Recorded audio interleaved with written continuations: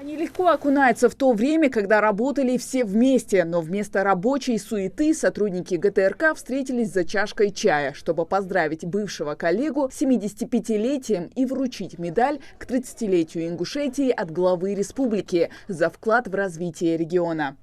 Благодарен судьбе, что я прошел вот этот этап и со мной, как говорится, работали, и на кого можно было опереться, это ребята сегодняшние, которые присутствуют здесь на торжестве.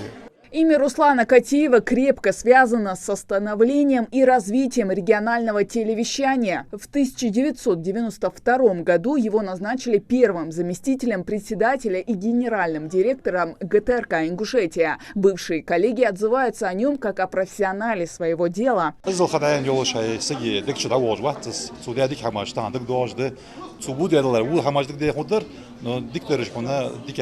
От души хочу поздравить генерального, бывшего, но для нас он сегодняшний генеральный, Руслана Катиева с юбилеем, пожелать ему крепкого здоровья и никогда не унывать, потому что человек настроения, он всегда был веселый. Помимо юбилейной медали от главы региона, в копилке Руслана Хамидовича немало и других достижений. Ему присвоено звание заслуженного работника культуры Республики Ингушетия, а грамоты и благодарности от телерадиокомпании не сосчитать. В своей работе он старался быть ответственным и трудиться на совесть. Этим принципам Руслан Катиев остается верен до сих пор. Хава Газикова, Мухаммад Даскиев, Новости 24.